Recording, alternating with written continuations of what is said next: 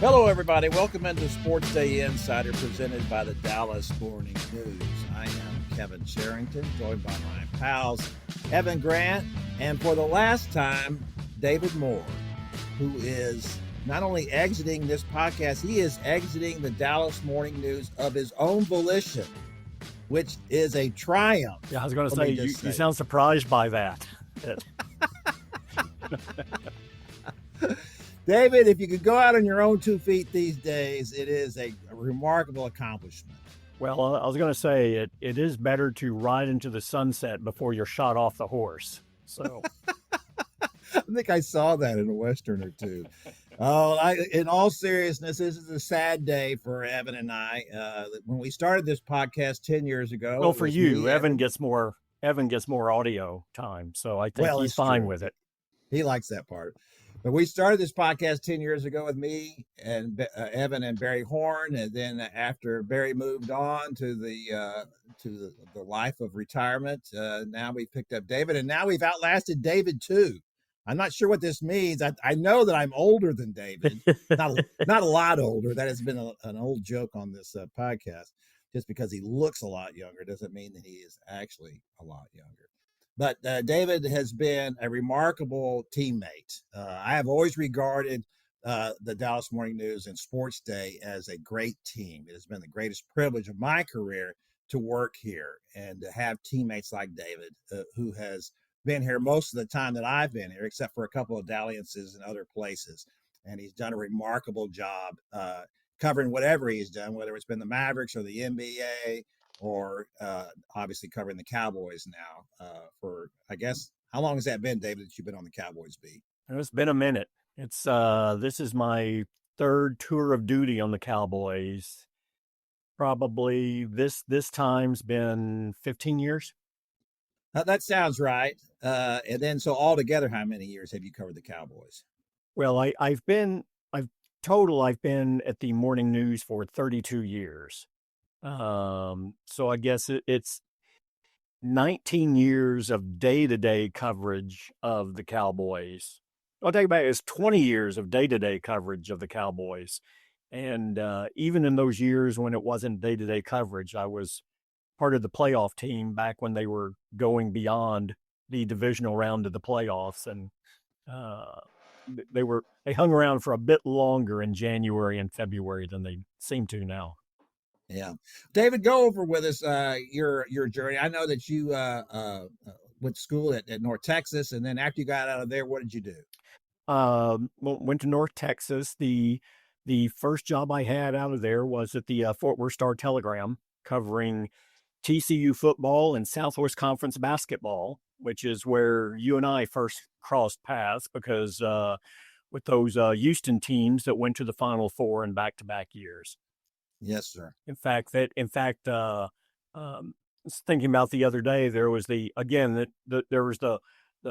Final Four in Albuquerque between Houston and Louisville, when Clyde Drexler actually jumped over a guy who was trying to take a charge for a dunk, and then the way Houston lost that game. And I still remember, it's like, wow, what a crushing defeat, and they're not going to do this. And then I'm standing on the loading dock, and Akeem Olajuwon's walking out. He looks over, sees me, and says, "Stay cool, man." And you know what, David? You have stayed cool. 32 years. My God, listen, I mean, to have covered the Cowboys for 20 years, and as the newspaper and the business has evolved to this, nonstop eruption of copy, what you've done is just been remarkable, and you've kind of been the beacon for how we cover beats. So I'm gonna miss you, because you've kind of been a guiding light for me on that, and I won't miss you on this podcast because I will get more time. But it's always great in this business these days when somebody can have had a great long career and ride off into the sunset on their own and of their own volition. Well, thanks a lot, guys. I really appreciate it. And it's just, I never knew when I would retire, but I always knew I wanted to go out with people saying, well, you could still do it another year or two, versus people saying, why didn't he leave a year or two ago? And, just having what you were saying, just doing a beat now is just so all consuming, so intrusive on your personal life, and interferes with plans you've had, and if it's big enough, those plans are out the window, right? And just over time, that wears on you a little bit more, and I still feel I had the energy to do all that, but I could see soon in the future going, well, I don't know if I want to do this or that, and then that's not fair to the other person on the staff who's going to have to absorb it, right? So it has changed. It's a true 24/7. Now players are breaking their own news at all hours of the night, often when they're out drinking or in a club, which is not always the best way to release information. But so yeah, but I thoroughly enjoyed it. Feel good about things. Feel good about certainly the morning news. And as I say, it's undoubtedly, like I said, 32 years here, more than 40 total in the business, about 44. But my 32 years here have been the most professionally fulfilling of my professional life. Well, let me just say this about going out on top. David finished in the top 10 APSC nationally with two different stories that he did last year. One about Mike Zimmer, and then another one about Jerry Jones Doodles, which, that tells you something right there, that Jerry Jones Doo-doo? Doodles. Let's not be juvenile here. Wow. We were doing so well on this send-off. See where this is going to go when I'm gone. He's taking. I told you I was having problems hearing you guys this morning. Oh my gosh. He also just won first place in Texas APME for his story about Mike Zimmer. So not that contests mean everything. As I always said, when you win a reward, it's great. When you don't, it doesn't mean anything. But exactly. It is an awfully good way to go out. And so spoken like a bitter loser, a very bitter loser, as a matter of fact. But I do appreciate all that David has done for us here. Like I said, it's, it is a team. SportsDay is a team, and everybody wants to have good teammates.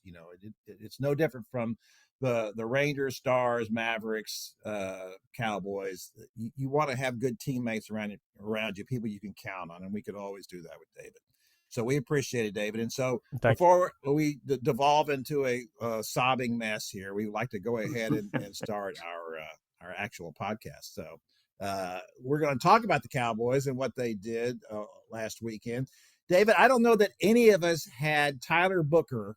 Talk amongst yourselves. I'm a little bit verklempt at the moment. Yeah, I like that. This is coffee talk. Yeah. Coffee. So, I mean, Tyler Booker, I did not have that on my bingo card. So tell us a little bit how you think that came about. Well, I started hearing his name early in the week. I was guilty, as many others. Fans talk about just the, I think a lot of fans were fixated or obsessed on, well, this team's going to have to get a running back and a wide receiver. They need to address both, but if not both, at least one in the first 2 days of the draft. I don't think it was just fans. I believe most media bought into that rationale as well. And when I started hearing Booker's name, it was like, well, I guess I can see a scenario if they move back a few spots where he's in play, and I think that's why his name is going out there. But when you looked at the guards, they signed 3 interior offensive linemen in free agency in the offseason. They had a handful here already. It just didn't seem to me that would be the pick at 12. Would it be the pick if they move back to 16, 17? I thought it would be in play then, but then you would have picked up a 3rd-round pick probably, and you go from there. So I didn't envision him as a serious candidate at 12. I was obviously off on that. They did. Let me ask you this, David. And I will say this, McMillan, if McMillan would have been on the board, they would have taken McMillan. That was the receiver. Yeah, that So was the it's receiver still, they wanted, but then when McMillan left, I think a lot of people went, well, if they don't get McMillan at 12, they'll be happy with Golden. Well, Booker was right ahead of Golden on their board, so they went, let's stay true to the board here and let's go, let's take him. that's interesting to me because Tetaroa McMillan went 8, I believe 8, it was, yeah, and so they did have him over him on their board. yes, In my mind, I had a hard time deciding between McMillan and Golden. I think I actually would have gone with Golden, Matthew Golden, the 4.29 speedster from Texas, simply because of the speed element. The Cowboys don't have that. They don't have a real burner at receiver, and this was a guy who, for Texas and for Quinn Ewers, was a big play guy, and not really on throwing him, sending him deep like they did with Xavier Worthy, but really working underneath routes and just making first down catches and making clutch plays for them. And I really thought that, because of all of that, I might like him better than McMillan, but obviously they didn't. no, So and I'm sorry, go ahead, Evan. I wanted to ask you guys, because I was otherwise involved. It surprised me, and I know that our 4 experts all had different picks, none of whom were Booker. I don't know that there was a draft analyst out there that had Booker. Not at 12. Peter Sprager did for ESPN. That was the one name I saw, was he in his last minute mock draft. He had that, Right at and the I end. was just when I saw it, I thought, oh no, there's no way. And all right, so right. In a vacuum for a minute, because we're going to talk about the rest of the draft, but in a vacuum for a minute, do you guys agree with the pick? No, I didn't agree with it because I felt like, just what David said, that's 12 is pretty high to take a guard. Now they took Zach Martin with the 12th pick, so or with the 16th pick. Yeah, right. Yeah, but in that range, a little farther in back. that range. So it was high for me to do that. I think they should have dropped back and traded down and picked up an extra pick to do that. But then now, David, I'll need to ask you this, because Calvin Watkins was telling me the other day that when I was out there, that Jerry said that they had Booker rated like 7th or 8th on their board. Yeah. Is that right? Yes, it is. Jerry said that, and Steven said that. So that is where he sat. So, but McMillan was ahead of him as well. Now, whether McMillan was a 5, 6, or if the 7 and 8 was like McMillan and Booker, unsure, but McMillan was ahead of them, and they would have taken McMillan over Booker. But clearly, no one else, that was there at the time was ahead of Booker on their board. Yeah, that it was a little confusing. I will say this, if you're getting a guy, this is what Rick Gosselin used to always say, in the first round, if you take a guy and he ends up being a Pro Bowl player, well, then you did good. Didn't matter when you took him, you did good. So but I also think there is a point where you have to play the game, right? And the game says that most people probably were not going to take Tyler Booker with the 13th or 14th or 15th pick. Now, there was another guard that went at 19, and I guess it's possible that they could have taken him instead of, and so he would have been off the board. But, and it's also possible that they attempted to do that and nobody wanted to move up. Right. Sure. Well, I think they explored moving back a few spots, and they were talking to Houston. Houston was one of the teams they were talking to on the clock about moving back, but Houston's primary interest in return was giving a future pick, and Dallas wanted to come out of this draft with more capital, so that didn't go anywhere. Yeah. All right. So let's look at the because we very quickly on that. I looked today. There are 17 offensive linemen on the Cowboys roster. I don't ever remember that many offensive linemen at any point in an offseason on the Cowboys roster. So they certainly, they've missed a lot of games there with injuries, declining play on some star players in recent years, I think, has also caught up with them. So they're certainly throwing numbers at it.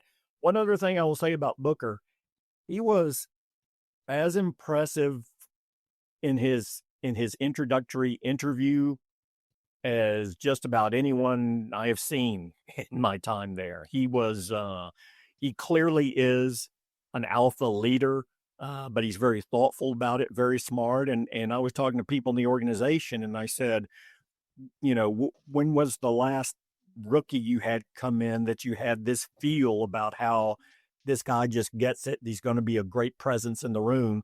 And you heard Jerry Jones talk about Michael Irvin and what he did when he was here. The other name I got was Jason Witten. So they are floored by this guy and his leadership potential, which was a big thing that Brian Schottenheimer wanted to do. It kind of to me, it harkens back to Jason Garrett's first draft here when I was talking about getting the right kind of guys, and they went out and drafted all these guys that were team captains. Look at how many team captains the Cowboys took in this draft. So I think Schottenheimer is following that blueprint pretty closely. Yeah, one of the things that struck me too is when Will McClay said that they had a very similar grade on Tyler Booker to the one that they gave Zach Martin. Yeah, that was eye-opening as well. And yes, he's not. The thing about Booker is he's not particularly athletic for that position, but he's strong. He's a mauler. His technique is good. He gets after people. And he's good in the room. So, I mean, those are all the qualities that, I don't get overly concerned whether or not an interior offensive lineman is overly athletic, because I think there's a lot more to playing that position than being athletic. And if you were athletic, you'd be playing tackle. Yeah, exactly. Yeah.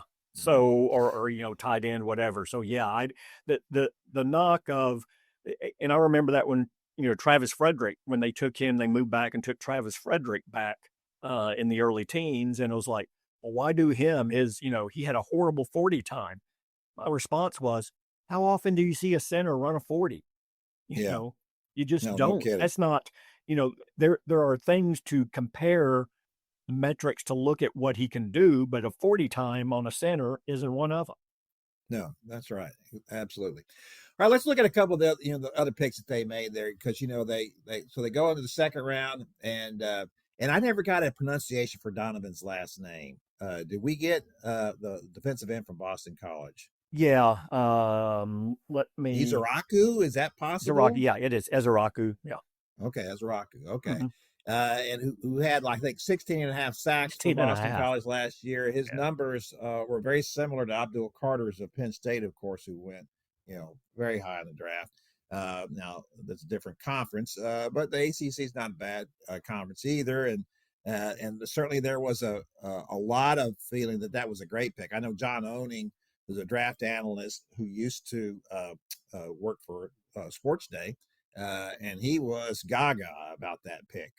Loved that pick there, and also like the Siobhan Ravel pick too in the third round. All of those guys at one point. Both of those guys, for a value of where they were taken, was outstanding value for the Cowboys, and really down on the third day too. They did that. Overall, while this draft didn't address what we considered to be positions of need, and I would argue are still positions of need, as far as value over investment, Dallas ranked one of the higher teams in the league in that department. Yes, I think at one time, before Ravel got hurt his senior year there in East Carolina, there were some people that felt like he could have been a top 15 pick. Yeah, he was hurt early in the year in September, and he's coming off that ACL. But, actually, this was interesting, too, when asked about his timetable. He should actually be cleared ahead of Trayvon Diggs as far as being able to do some things for them. So, still a guy coming off a major injury. You hate to say that he's going to step in right away and potentially start for them, but I think there's a chance he'll be in the competition with Elam there early until Trayvon Diggs gets back, with Deron Bland holding down the other starting corner spot. I think if he's just in the mix, is good enough. Oh, he'll be in the mix, yeah. Yeah, then that would be good enough. So look, they got themselves a pretty good pass. These were all needs, right? Sure. And I wrote that going into They're all draft. upgrades. They're all upgrades. Yes, you needed a cornerback. You probably needed another offensive lineman. There's a debate on what they really needed in the offensive line. Or it might have been a tackle if you don't believe in Tyler. You can argue that. Sure. They apparently do believe in him. So it's just that the biggest need was probably wide receiver and running back. But to deal with that running back, there were a lot of guys available. Now, so they didn't have the 4th round pick. David, did you have an idea that I was certain they were going to trade up into the 4th round to try to get themselves a back then? Did Well, you have any they idea? tried, couldn't get it done. And in this draft, because again, they could have given a future 4 to do it, but then you're like 3 years in a row, you're shuffling the 4th round pick or dropping out of, and this this unfolded very similar to last year, right? When you knew there was going to be a run at the running back position early in the 4th. The Cowboys didn't have a 4th round pick. They knew that run was about to come, but they sat there and took Marish Leofau, linebacker, who had a very, very good rookie season. I think is going to be a part of this thing going forward, in a big way. But they decided to go linebacker there over running back, knowing they probably sacrificed their chance at running back. You look at the 4th round this year, the 2 positions you just mentioned, running back and wide receiver. There were a total of 13, I believe it was 6 running backs and 7 receivers were taken in the 4th round. So that was the round where they could have addressed it, and they didn't have a 4th round pick because of Jonathan Mingo. Yeah. Yeah, we'll see if that works out. I don't feel good about that situation myself. Now, their argument was Mingo was better than any receiver they would have gotten in the 4th this year. We'll see. Yeah. Evan, you're on mute. You're muted, Evan. I read John Oettinger's reports, and he was really high on the Cowboys' 2nd and 3rd round picks, as you guys said. And I think that for him, in his grade of the Cowboys, which I think he gave him an A-, I think that pulled up the grade because he considered Booker a stretch in the 1st round. And so that's why I asked the question about in a vacuum. I think the 2 questions I still have are, I don't get how a team, and David, you answered some of this with the numbers in the 4th round, but I don't get how a team is considering a wide receiver at the number 12 overall pick because it's a pressing need, ends up not taking a receiver in the draft, period. That seems like a real miss for me there. Yeah. And the other question I had was there any discussion, what we had discussed this last week a little bit, we had talked about Jalen Walker. Was there any discussion from the Cowboys about Walker once he started to drop? Little discussion, but again, they had Booker rated ahead of him. As for receiver, I think that speaks to, well, this was a very deep running back class, which is why they feel good about who they got in the 5th round, better than Kevin does, based on what I've read in Jadon Blue. This was not a particularly good or deep wide receiver class. And after you got by those top 4 receivers, I think there was, you really, it's a pretty big drop down to the next plateau. And is that guy better than Jonathan Mingo in their estimation or rationalization? No, but it certainly wasn't good enough to where, I think they were caught. McMillan was clearly the only receiver they had who they felt was worthy of a top 12 pick. And then after him, they knew those next 3 weren't going to get to him at 44. Burden came fairly close, but I never got the sense that they were tempted to jump up there and get him. And I think they felt the board was deep enough there that they didn't want to give up any draft capital to move up, because whoever was going to be there at 44, they were completely happy with. So let's get to that running back pick in the 5th round when they did trade up to get Blue from Texas. I know Will McClay was excited about that because of the speed factor. He runs a 4.38. He's very fast. There's no question about that. It's just that I saw him play quite a bit at Texas, and I think they gave him every opportunity there to seize that job and keep it, and he just couldn't. He fumbled 5 times in only 134 carries. It's about every 25 touches he's putting it on the ground. Yeah. Yeah, averaging about 1 a game, if you were going to measure that out. And he not a real good runner inside either. Once he gets in the open, obviously he's gone. And I think that the conundrum of it for me was that if you look at the two playoff games, he carried the ball a total of 8 times in Yeah. 2 playoff games. Now against Ohio State, he had 2 touchdown catches. 2 catches, or I think he had 4 catches for 59 yards, and it was 2 of those were touchdowns. To me, I envision that is the role that the Cowboys look at him for, is that he will be that kind of back they can bring in on third down. Of course, the problem there bringing him in on third down is he's not great at pass protection. And I Javonte think Williams he's very good at that. But I will say this: if Williams goes down, I think that they feel, well, here's a guy who can we can throw to out of the backfield.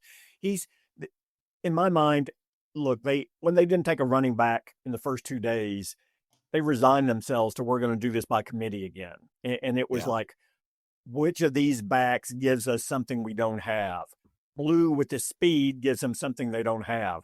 Then they came back with the Clemson back late, just the power guy to run in between the tackles, which I think is a little bit like Sanders. I think Sanders and the Clemson back are similar, and Blue and Javonte Williams are similar.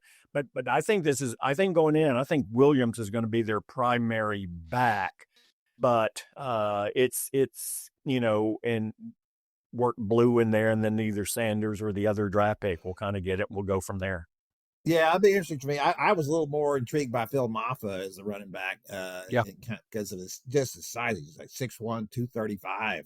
That's, to me, that's what the Cowboys have really lacked. I've been kind of pounding on them. It's like you have problems down here in your short yardage on the goal line, and yet you're trying to score. It's like when they had Tony Pollard. They're trying to give him the ball at the goal line. It's the last guy would give the ball at the goal line is Tony Pollard. So I Maffa's do kind think of their shades of Marion Barber, right? I think you always compare it to past players in that model, and I think they see some of Marion Barber in him. I got to say this: I was really heartbroken to see Cam Scatterbo go to the Giants. I know you were.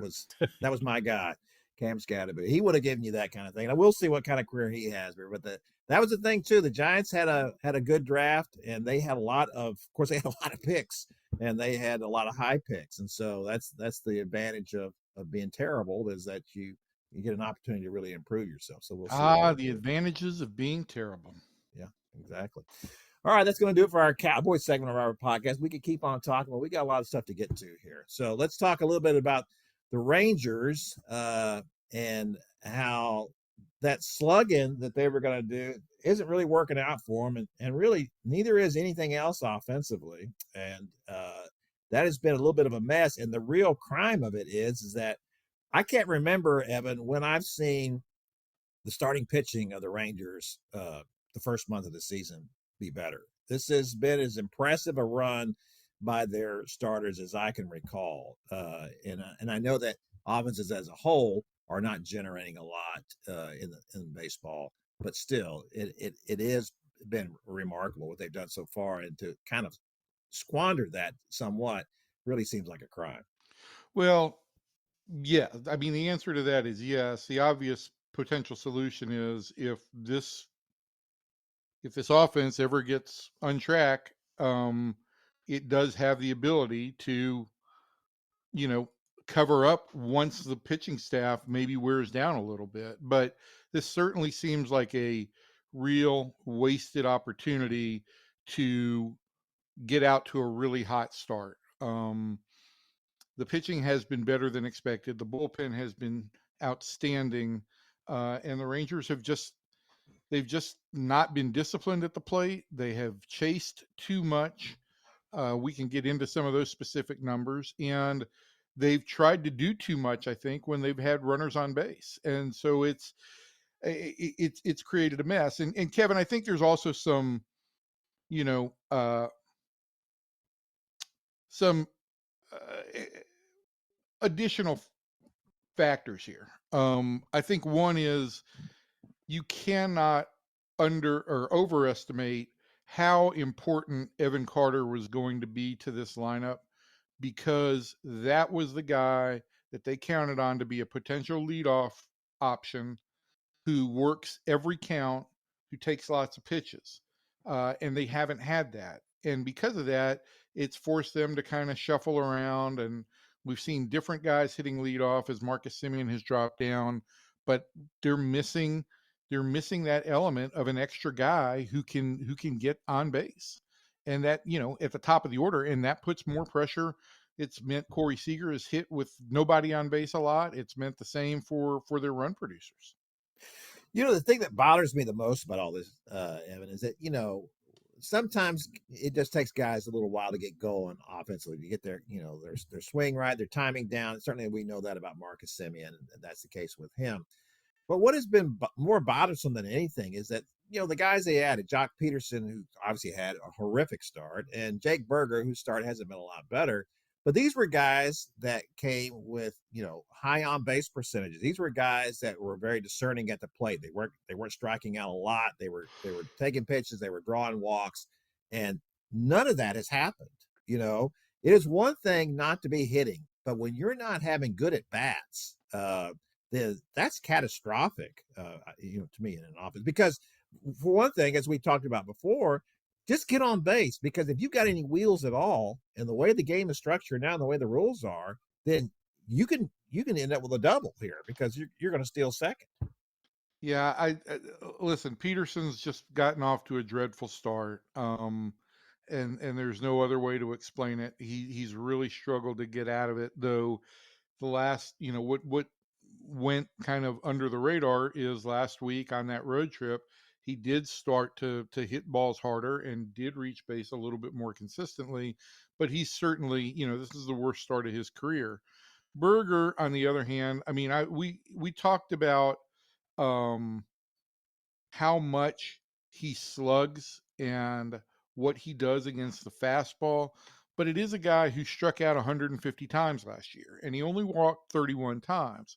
And so that was the weakness in his game, is he is going to chase a little bit, but he was going to crush right-handers who threw fastballs, and that was this team's most prominent need going into the offseason. As always, when you address something, it's hard to address all of your potential needs. And the absence of Carter opens up the need for other guys to be more disciplined. What bothers me here is, if you go back and look at, we're just talking about being disciplined at the plate, right? Forget about timing for a minute. Forget about approach, all of that. We're talking about just being disciplined at the plate and not chasing pitches out of the zone. And the Rangers have been awful at that this year. They lead Major League Baseball in chase percentage, and it's been their downfall. We can cite almost any game that they've lost, a close, low-scoring game, and pick out one or two at bats that have just absolutely been dreadful. We talked a little bit about this on the pre-show. Sunday, Adolis Garcia follows Jock Peterson's leadoff triple. Garcia swings at a pitch at 1-0. He takes the first pitch, swings at a pitch at 1-0 that was down below the zone. Gets to 2-1, swings at a pitch down below the zone. And then at 2-2, swings at a pitch down below the zone. A 5-pitch strikeout, end of that opportunity. He needed to get the ball in the air there. And none of those pitches that were below the zone were close. They were all in the dirt, and he swung at them. That's a bad at bat. That's a bat without a plan, and it's a bat in which you didn't seem to understand what the primary goal needed to be there. Yeah, and we know that about Adolis. We also know that Adolis is one of the players who's been a very clutch player historically for them. Certainly he was in 2023 and in the playoffs. And he does come up with the big at bats, but it does speak to the fact that, one of the things we talked about, it's like you almost feel like you have to say to Adolis before he goes to the plate in that situation, hey man, we just need a fly ball here. It's all we need. Don't go crazy. And of course you're not going to do that because he's a big league, but you don't want to say anything to him on the way to the plate, but you almost feel like you have to remind him of that. That's just such a squandered opportunity. And that is not only how they've been losing, that's how other teams have been beating them, is that they are doing stuff like that. Of course, the comic play at the end of the game on Sunday where, a swinging bunt and the guy scores on a ball that never got more than 10 feet from the plate. Well, it ended up more than 10 feet from the plate for sure. But that's the thing. If you're putting the ball in play, you can make good things happen. And the Rangers are not doing that. They're not playing. They're just not very good at small ball. We know that. Well, they're not good at And small ball, and they're not good at taking advantage of opportunities when they should have some leverage. It's just it has appeared they've gone to the plate without a plan. Are they the lowest scoring team in the I league right don't now? have there's been no explanation They're by pretty anybody close. for it or that makes sense other than, Bruce Bochy saying we expand a little bit, we chase. It's got to stop. There's no way around it. I want to point out two stats here, right? On Garcia, okay? Adolis at this point in time last year was chasing at 36%, okay? Outside the zone, 36%. This year he's at 45%. Now it's an increase of 9 percentage points. That's a 25% increase in chase. And that's not the worst. You go to Leody Taveras, who was chasing at 28% last year, or 29% last year at this point. He's chasing at 38. That's a 33% increase. And still not the worst. Because if you go to first base, where they had Nate Lowe last year, and the one thing that Nate had was a very disciplined approach, and he didn't hit for a ton of power, and that was one thing the Rangers missed. And he, they would have liked for him to be a little bit better against left-handed pitchers, but he didn't chase. Berger is chasing at 36% compared to Lowe at 24% last year. That's a 50% increase. So all of a sudden, you take a 30-year lineup that's at 25% or more increases in chase rates, and it just, it absolutely short circuits your ability to have big innings. So David just asked if they're the lowest scoring team in the league. They are among the lowest scoring teams in the league. I believe they've scored the fewest runs in Major League Baseball. They had before their 5-run or their 5-run weekend in San Francisco or whatever it was. But yeah, they are the lowest scoring team. It's the lowest scoring. I think it's the lowest scoring 28 game stretch to start a season in club history too.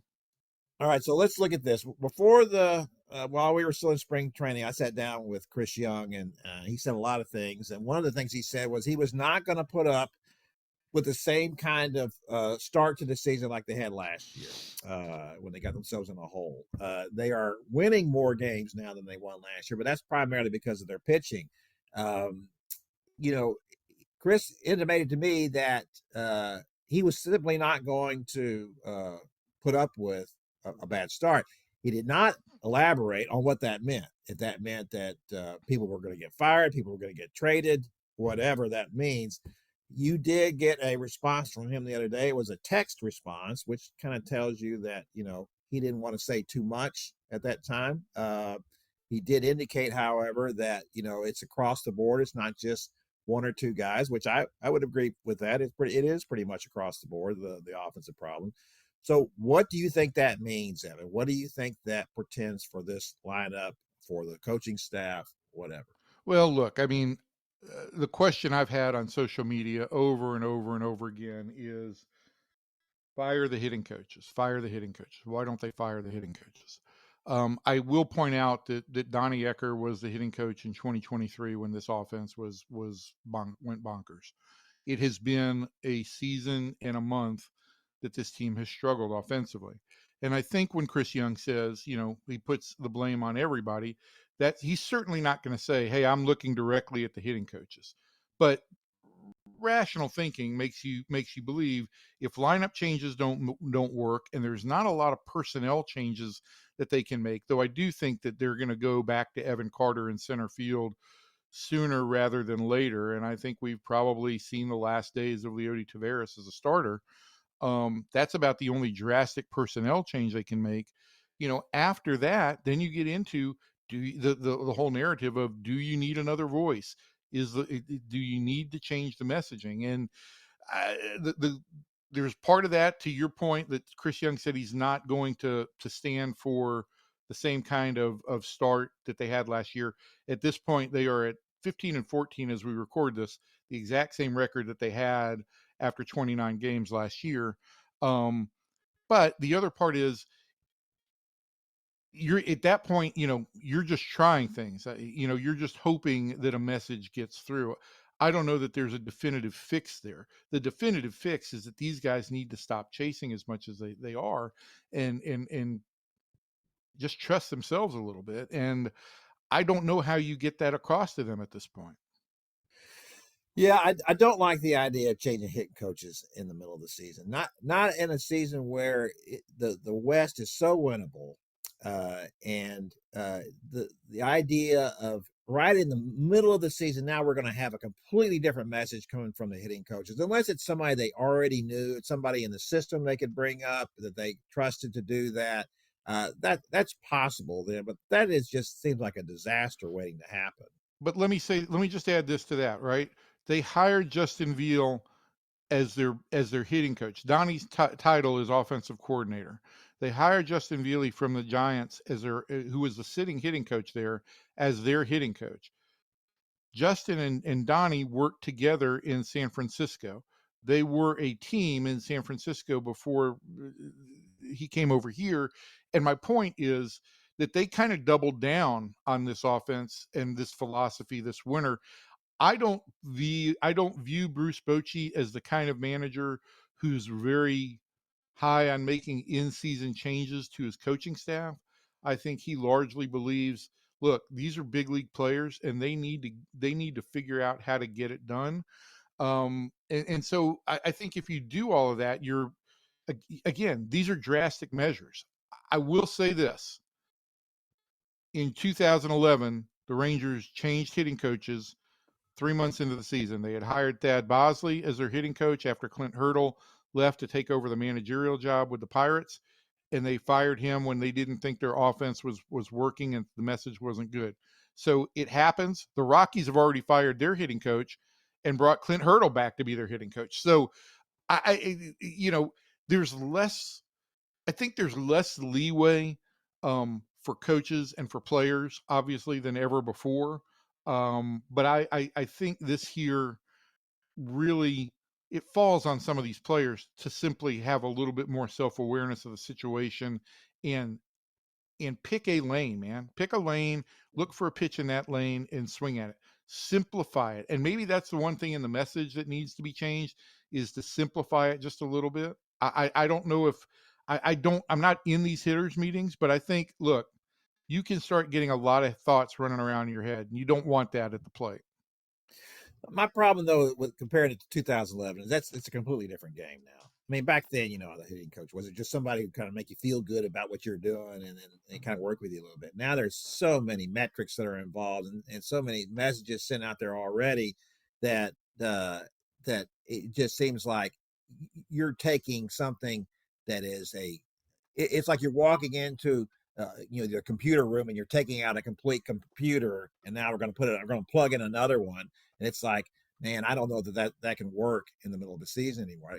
And the Rockies suck. So, I mean, whatever they do. I mean, fine. this is the guy who sets the offensive approach, right, David? This is in his title, because Donnie's a big football guy, is offensive coordinator. How many teams fire coordinators in season in the NFL? It's rare. You started to see a little more now. Teams are becoming more reactionary early, but it still goes against the grain. And the issue is, too, if you change, I mean, you went through the whole offseason saying this is the way we're going to approach it. And now you get off to a slow start and you go, okay, we're going to do it this way now. That doesn't exactly instill confidence in the team overall that you know what direction you want and what you're doing. Well, I think, and in your point, Evan, about bringing Evan Carter back, and look, he has been playing much better than he was in the spring. He was awful in the spring. He just looked completely lost. And so, but of course, he's still going to have this back issue that he has to manage. And how much difference is that going to make? They have had players, do better here and there, but it is. It does raise the question to me of was this a failed rehaul or overhaul of the roster? Because if we look at it, it's like you said, I was fine with changing out Nate Lowe for Jake Berger because of that. I like the fact that Berger gave him more pop. But it's a great point you make. He was the one of the two or three guys in the lineup who did have a good approach to every at bat, and what's the kind of thing that kind of bugged you in the end was he would take that outside pitch and poke it into left field. And you're kind of wanting a little bit more from your first baseman than that. But that's the kind of approach that they need from more guys on this team, you know? Absolutely. And it's just and it's not been working. So, yeah, I'm with you. It is kind of one of those things where it probably does fall back on the rest of the lineup to pick it up at some point. But if you got a chance to make a trade at some point for somebody in this lineup, maybe Jock Peterson is done, and maybe it's time to make a move for somebody who's going to give you more at that position. Would they be willing to eat Peterson's contract? It's got a 2-year deal. Would they be willing to eat that and start over at DH? I mean, if they do, that's going to put them definitively taking on any amount of payroll is going to definitively put them over the luxury tax threshold and would defeat whatever their strategy was this winter in putting this roster together. So I think their hands are a little bit tied at the moment with what they could do personnel change wise. They've brought Dustin Harris up. Most of his at bats have been pretty good and pretty disciplined. They've got Carter in the minor leagues. Alejandro Osuna is playing every day and has had a really good stretch after a slow start the first week. I think if the Rangers are looking for changes personnel wise, it's going to come internally. That's interesting to me. I will go back to the Leody Taveras thing. I mean, maybe Ray Davis's approach will change, saying, "Look, we've invested this much money. We can't afford to stop now." But if that's the case, they should have had that approach this offseason when they could have really added more depth to this entire lineup and roster. Well, absolutely, no question about that. As I was going to say with the Leody Taveras thing, I wish they had traded him after the World Series year when he was at a high. I just felt like that was as good as Leody was going to be. And what do I know? But I was right about that. I think that was his career high. He's never going to be better than that. He's just always going to be disappointing in this lineup. But it is if it comes down to that, and this division is so winnable this year, and if they don't win it with the pitching that they've gotten so far, if that is that they can't sustain that and they can't win because of their offense, well, this will be one of the most disappointing seasons that they've had in the last 20 years. Because when you have a chance to win it like they do, and they're not going to be able to take advantage of that, you'd rather just see them be bad. Than do that. I can't argue with that. The only thing I would say is probably 2012 will go down as a huge disappointment because of the collapse and coming off a back-to-back World Series. But Kevin, to your point, it's not just that this division is winnable. This league is winnable. The American League is very winnable, and I still think that the Rangers roster is capable of producing runs. What's got to change is there has got to be a smarter approach at the plate. There's just no other way to say it.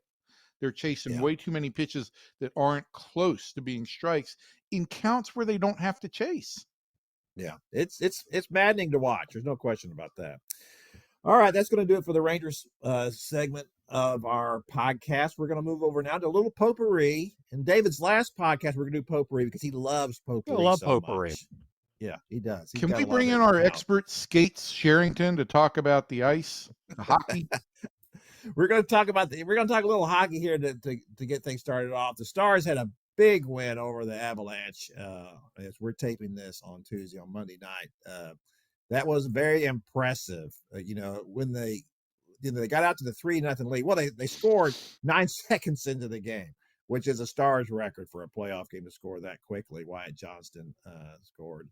And then they erupt 3-0. And then in the second period, late in the period, the Avalanche come back with 2 quick goals, pop, and it's 3-2. And you're thinking, oh my gosh, there was no way they were going to blow this. And then they come back and score 2 more goals and end up winning in the third period, and end up winning 6-2.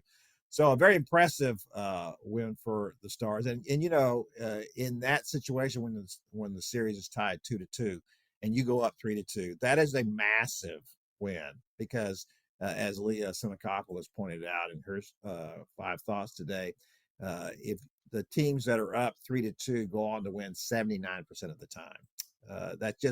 It's just such a tough thing to come back from, to know you have to win 2 straight games, which the Stars have done in this series, but it's still difficult to do. Well, and significant too, because even though the series was 2-2, the Stars had led only like a couple of minutes for the entire series. I think just a little over a minute, actually. Yeah. For the entire, they won both of those games in overtime. And then to score 9 seconds in like that just completely changed the tone at home. You clearly saw them build after that. But again, you also saw a 2-0 lead against the Avalanche is never really safe. They're an outstanding offensive team. They are very good offensively, and they showed that when they came back, because really the goals they scored on when they broke back into the game were pretty phenomenal. Yeah, pretty they were. a phenomenal examples. Like the Stars, when they came back, there was some very good, very nifty passing and good play, but not like not situations where like the scorer just kind of dominated the guy who was trying to keep up with him, and that's what the Avs do so well. So I think what we're starting to see now is that Jake Oettinger, who was of the 2 goalies, was the one who had, I think he'd started 47 playoff games coming into this playoffs, and meanwhile Mackenzie Blackwood it was his first playoff series, and I think we're starting to see that now that Ottinger's experience is maybe coming into play here a little bit. So we'll see how they do going out of this. Now they'll go up to Colorado to play on Thursday and see if they can close that out there. I picked the Stars to lose this series just because the Avalanche were so good. They're so good offensively. If they can get out of this series and then maybe they end up playing the Jets, which it's like how is this possible that you would play two opening series that are against teams that were so good. So we'll see how they do coming out of this. They need to probably refigure how they do the playoffs and the seedings in the NHL. It's not really fair the way this works out. But the Stars are certainly capable of moving on and winning it all, frankly. Also, we had this week the Nelson is going on. The CJ Cup Byron Nelson is what that's called now. We're going to get the official title in there. We don't ever pay attention to official titles around here, though. But that's going to be up at Craig Ranch. They have remodeled Craig Ranch. After this podcast is over, as a matter of fact, I'm going to wander up there with me and Brad Townsend and take a look at some of the stuff they've done up there to lengthen the course a little bit, make it a little tougher. One of the reasons why, some of the tour players have not come out and it doesn't have a great field. They got 7 top 50 players, same as they did last year. It's just too easy. It's a par 71 course. 2 years ago, it was the second easiest par 71 course. Last year, it was the easiest par 71 course on the tour. So they got Lanny Watkins out there to try to toughen it up a little bit, lengthen it at least. Then after the tournament this year, they're going to completely resurface it. That new Tiff Tough turf. You're going to resurface the golf course? Resurface the golf course. What are they going to taking do? out Put all down the grass? pavement? Yeah, they're going to put pavement on it. Artificial They're going to put turf? hardwoods. They're putting hardwoods in. Going to make it a little faster. So anyway, we were looking at the fact that the Lakers are struggling a little bit. Luka Doncic got a stomach bug in Game 3. Couldn't guard anybody. I guess that's what Nico Harrison complained about all along, right? Can't guard anybody. Might have had something to do with the fact that he does a few other things, though. He does a couple of other things. Yeah, pretty good otherwise. Only had 17 points in Game 3 in that loss, and he came back in Game 4 and was much better. But Anthony Edwards is really feeling it now. Unlike the playoffs last year when the Mavericks went up there and really silenced him. We remember him talking about the fact that he's over on the bench getting oxygen, and he just really flamed out in that series. I think he really showed his inexperience in those playoffs, but boy, he has really answered the bell here in these playoffs. Yeah, he's been outstanding. And you know, watching the Lakers in this series, it reminds me a little bit of after the Mavericks got Kyrie Irving, and you saw that Luka and Kyrie just didn't have enough time to play together on the court to be in sync. Where if you go back to that year, what were people talking about? Oh, well, you either had like Luca was on and Kyrie watched, or Kyrie was on and Luca kind of stood off to the side. It wasn't like they were complimenting and playing off of each other's games. I think you see that right now with LeBron and Luca. It's like one of them gets going, and the other it just takes away too much from who they are. And if LeBron's the one going, Luca finds himself in that same position. So I think this is just they haven't played together long enough. They're probably too differential to each other, just like Kyrie and Luca were when that first started. I think you address this over time. But they just haven't had enough time, and Minnesota's capitalizing on that. That's been my one complaint about LeBron in his career. I think he's just too deferential. Just what you said. If we look at the greatest players ever, and obviously LeBron is in that conversation, all of them wanted the ball. Kobe Bryant wanted the ball. Michael Jordan wanted the ball. They were not deferential in those situations, and I think that their teammates counted on that. I think that this will be difficult, I think, for the Lakers a little bit. I mean, David, how much longer do you think that LeBron's going to want to play? How much longer are they going to be able to count on them growing into some kind of working teammates? I would think another year or two. I mean, I don't think look, he loves Luca and what he can bring, and I think I think there's an element of LeBron that acknowledges, you know what, I will be passing the torch, and what better way than to pass it to this guy who's my teammate. So I think he's driven by that, and I look, he's still playing at a very high level. I think it's just they just haven't had enough time to one to figure out their roles. Two, that's basically only about a three-man team. They really need to, Oh, flesh it absolutely. out this offseason. Yeah, absolutely. Of course, that was the whole thing. The reason that that Anthony Davis was upset they didn't have a center, and he was having to play center. Well, now without him, they really didn't have. Jackson Hayes is not the answer there. So, Yeah. Austin Reeves has emerged as a number 3 guy, but uh, I really think that the Mavericks with Luka were a better team than the Lakers. Oh yeah.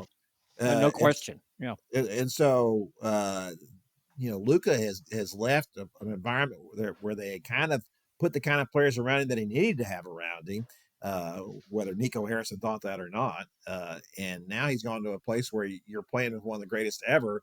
And then Austin Reeves is a really nice, player as well, but He they're is. just nothing outside of that. No. So they're going to really have to do some reconfiguring. And this is the best thing that could have happened for Nico Harrison, because if the Lakers had somehow put it all together and marched through these playoffs and gone to the final, I'm not sure even then that Nico could have come back.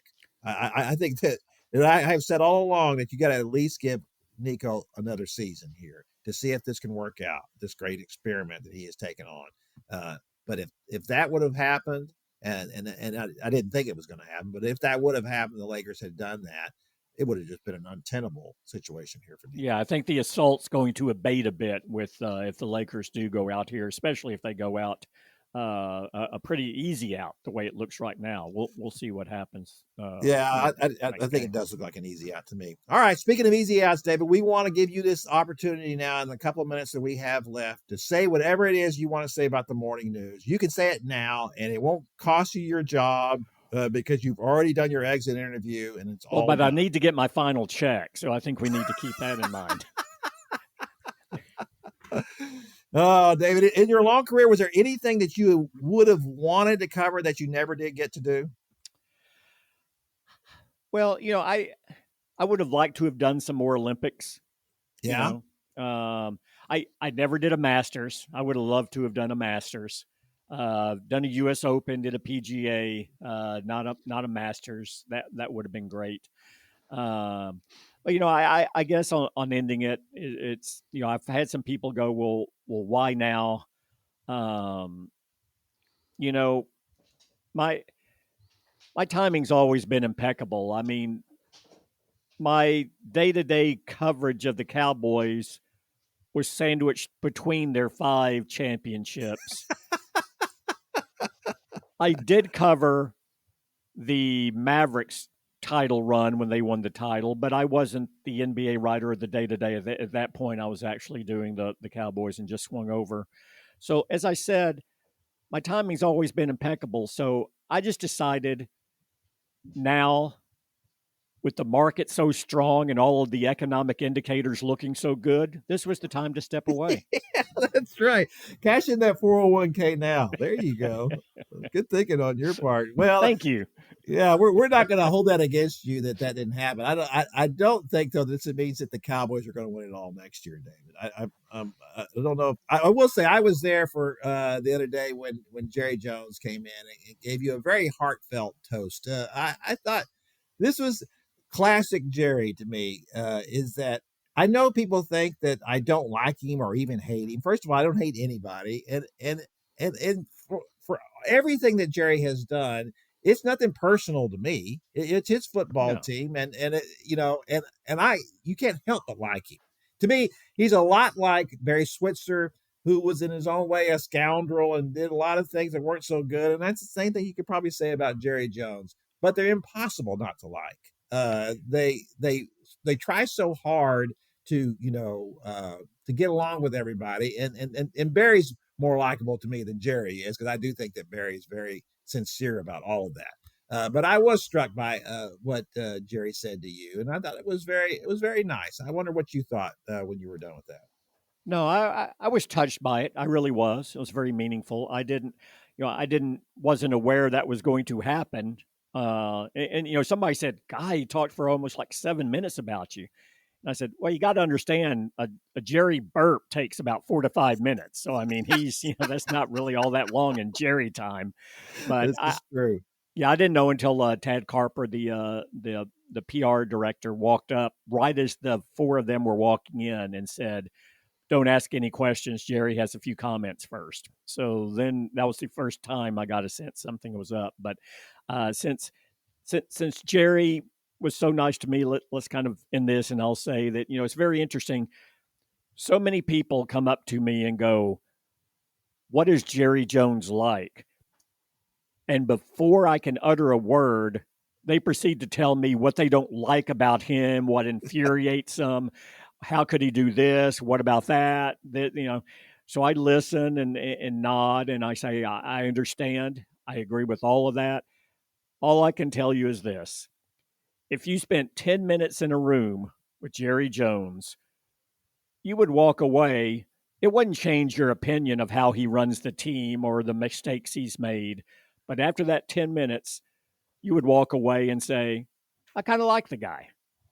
No, it's impossible not to. I agree 100%. I've told the story about the time that, I introduced my wife Debbie to him, and told him that he was from Arkansas, and he looked at her and said, "Can you talk to this guy about taking it easy on me a little bit?" It's just that kind of thing. It's impossible not to like it. Now, I will say this one last thing, David. You have always been the Bella Abzug of the Cowboys press conferences. Always ask the first question. So who gets Helen that honor Thomas? now? I think actually Bella Helen Abzug Thomas was a congresswoman from New York. Helen Thomas is Helen what you're Thomas. thinking That's what of. it was. Well, it was close. I was close. Maybe they were close in age, I guess. You're right. In what way were you close? Well, they were both women.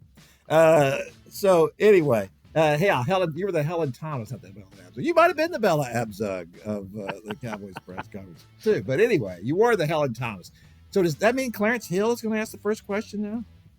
That's to be determined. We'll see. I know that Clarence Hill is lobbying for it. I don't know if it will turn out that way. We'll see. Oh man, I tell you, there's nothing I lobbied for either. It just kind of happened. So we'll see how it unfolds. It's always been, every time I go out there, it's like a junior high locker room. So without David Moore to class up the joint, it's just going to get even worse. So I don't look forward to that. So on this last podcast for David Moore, we wish him all the best. He's meant a lot to us and meant a lot to the paper and to us personally. We're sorry to see him go, but we're happy to see him go out on top, as he said. So from everybody in here to everybody out there, thanks, and we'll see you next time.